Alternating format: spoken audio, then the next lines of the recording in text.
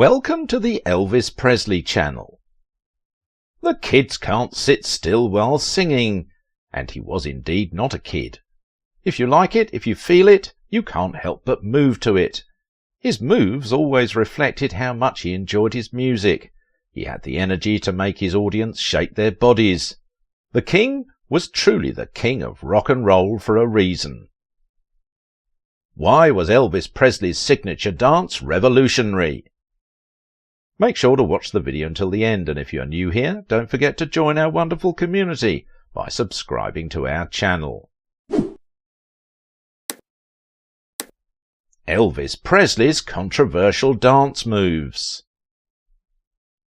Elvis Presley was known to many as the King of Rock and Roll, and the title fits him perfectly. He captivated a generation of baby boomers by merging African American blues, Christian gospel and a classic country sound into one smooth voice, with a universally appealing persona. You might ask why Elvis Presley is on a video about dance. Maybe most of you already know Elvis was not only an amazing singer, but he was also one of the most passionate dancers the world has been gifted with. He frequently performed without choreography. He simply danced on the stage. To say the least, his raw skill was remarkable.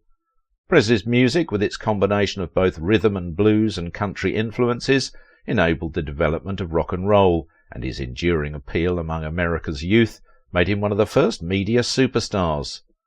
Presley had made 90 albums, charted 149 singles, including 18 at number 1 on the Billboard chart, acted in 31 films, and performed in front of countless fans by the time he died. However, he had to deal with some backlash from his choice in dance moves, but the way others adopted the same practice is itself a reply more than how he responded to all the criticism. People from all around the world came back for more despite the slightly controversial aspect of his dance. People who took offence to his newfound freedom frequently labelled his actions as animalistic and vulgar. For the older generations, his dance was too much to bear. Regardless of his tremendous popularity across the country, many shows refused to invite him on for fear of low ratings and upsetting producers, as per PBS. And anyway, Elvis did hold the world record for most records sold for 30 years after his death. Ed Sullivan, one of television's most popular characters at the time, once announced he would never hire Presley following a performance on The Milton Berle Show, in which Elvis's hips gyrated as much as usual. His first 2 CBS appearances were unfiltered, but due to pressure, his third appearance was only shot from the waist up. Another well-known television personality, Steve Allen of The Tonight Show, turned down several requests from NBC to cancel Elvis's already scheduled performance. He had Elvis perform his famous hound dog to a basset hound. Elvis did much for the world of rock and roll in addition to bringing 3 different sounds together in a united front to sweep the nation. He not only did much for the music world, however, he also rewrote the world of dance. His provocative hip-gyrating thrust is something that is now prominent in current dancing trends, that is at the core of the dance world. Since the beginning of Elvis Presley's career, the American singer has had an extensive cultural impact. According to Rolling Stone, it was Elvis who made rock and roll the international language of pop. The Rolling Stone Encyclopedia of Rock and Roll describes Presley as an American music giant of the 20th century who single-handedly changed the course of music and culture in the mid-1950s. His recordings, dance moves, attitude and clothing came to be seen as embodiments of rock and roll.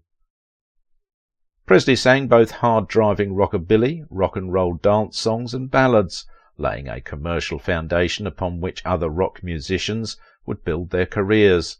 African-American performers such as Big Joe Turner, Wynonie Harris, and Fats Domino came to national prominence after Presley's acceptance among mass audiences of white American adults. Singers like Jerry Lee Lewis, the Everly Brothers, Chuck Berry, Bo Diddley, Little Richard, Buddy Holly, Johnny Cash, Roy Orbison, and others also immediately followed in his wake. John Lennon later commented, "Before Elvis, there was nothing." As well as being the king of rock and roll, Elvis Presley was also a bona fide movie star. After the success of his 1956 debut as Clint Reno in Love Me Tender, his films were often a hit-and-miss affair, but when his films hit, they really hit, and 1964's Viva Las Vegas was one of his very best. Written by Sally Benson and directed by George Sidney with choreography by David Winters, Viva Las Vegas starred Elvis as a race car driver, Lucky Jackson, who gets tumbled into a hotel swimming pool by swimming instructor Rusty Martin, played by Anne Margaret. Their on-screen chemistry was incredibly real and apparently spilled over into real life, much to the annoyance of Elvis's then-girlfriend, Priscilla Beaulieu. And there was no better example than the dance scene above for the instrumental number that leads into Come On Everybody. Here we are not referring to Eddie Cochran hit, but an original Elvis song written by Joy Byers for the film. And Margaret ultimately snatched Viva Las Vegas from underneath Elvis with her moves. Rusty eventually got lucky on his feet, and he gave a good account of himself, but even the king couldn't quite compete. Elvis's music was heavily influenced by African-American blues, Christian gospel, and Southern country. In a list of the greatest English-language singers as compiled by Q magazine, Presley was ranked first and second in the list of greatest singers of the 20th century by BBC Radio. Some people claim that Presley created a whole new style of music. It wasn't black, wasn't white, wasn't pop, or wasn't country. It was different. He gave teens music to grow up with and listen to, as most singers in his time created music geared for adults. During the post-World War II economic boom of the 1950s, many parents were able to give their teenage children much higher weekly allowances, signalling a shift in the buying power and purchasing habits of American teens. During the 1940s, Bobby Soxers idolised Frank Sinatra, but the buyers of his records were mainly between the ages of 18 and 22. Presley triggered a lot of demand for his records by near teens and early teens, aged 10 and up. Along with Presley's ducktail haircut, the demand for black slacks and loose open-necked shirts resulted in new lines of clothing for teenage boys, whereas a girl might get a pink portable 45 RPM record player for her bedroom. Meanwhile, American teenagers began buying newly available portable transistor radios and listened to rock and roll on them. Do you know how much it made? It literally helped propel that fledgling industry from an estimated 100,000 units sold in 1955 to 5 million units by the end of 1958. Teens were asserting more independence, and Presley became a national symbol of their parents' dismay. Presley's impact on the American youth consumer market was also noted on the front page of the Wall Street Journal on December 31, 1956. When business journalist Louis M. Kohlmeyer wrote, "Elvis Presley today is a business," and reported on the singer's record and merchandise sales. Half a century later, historian Ian Brailsford from the University of Auckland, New Zealand, commented, "The phenomenal success of Elvis Presley in 1956 convinced many doubters of the financial opportunities existing in the youth market." The fame of his dance and how it influenced youth sounds quite inspiring. For a generation of young people, Elvis's dance indeed helped them to find their own identity in the face of post-war conformity. It was part and parcel of something modern, fresh and vital, rock and roll. But where did those iconic dance moves originate? Well, to answer that question, we need to take a quick step back in time. Presley helped pioneer famous dance moves like the pole dance, the pelvis and the slide. He is perhaps most known for his rubber legs move he often resorted to on stage. You'd expect something so legendary to have been finely honed over decades of gigging, but in reality the move originated during Elvis's first paid concert in 1954. While taking to the stage with Scotty Moore, his guitarist, and Bill Black, his bassist, Presley found that he couldn't stop his legs from shaking, being so nervous about performing in front of a paying audience. But rather than trying to hide this involuntary reaction, Elvis decided to use it to his advantage. Backing away from the mic during the instrumental sections of tracks and emphasizing the shaking of his legs to the point that he seemed to be having some music-induced fit, as though the spirit of rock and roll had entered his bloodstream like a shot of adrenaline. Interestingly enough, his shaky legs would go on to become one of his most infamous moves.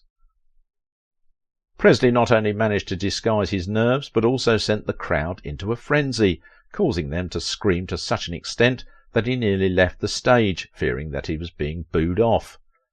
Today, his signature dance has made Elvis Presley one of the most popular recorded singers in the country, the most sought-after guest on TV, a movie star, and in less than 1 year a half-millionaire. Yet it has also brought down on him the scorn and the wrath of music critics, TV critics, some sociologists, and many parents. While his dance might seem reasonably satisfactory by today's standards, in the 1950s Elvis Presley's dance moves were nothing short of outrageous.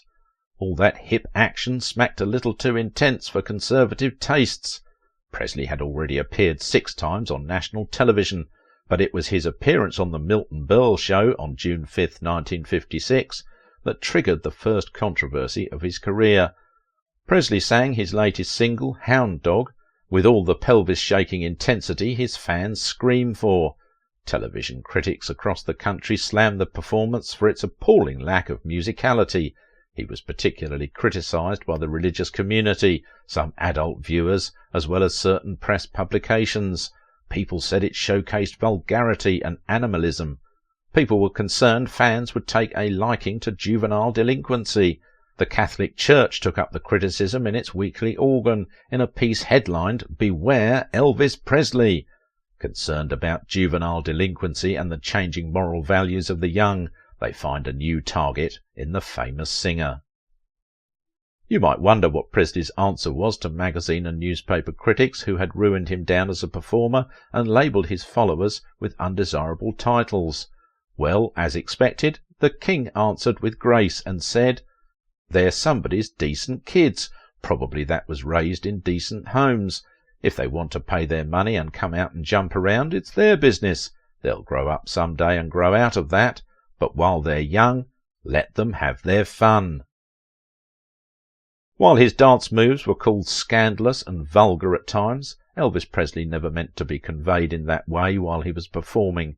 In a TV Guide interview from 1956, Elvis talked about his dance moves in addition to his hatred for being called Elvis the Pelvis. He said, "I don't like them to call me Elvis the Pelvis. It's the most childish expression I've ever heard from an adult. Elvis the Pelvis. And another thing, I don't roll my, what they call pelvic gyrations. My pelvis has nothing to do with what I do. I get a rhythm with the music, jump around to it because I enjoy what I'm doing."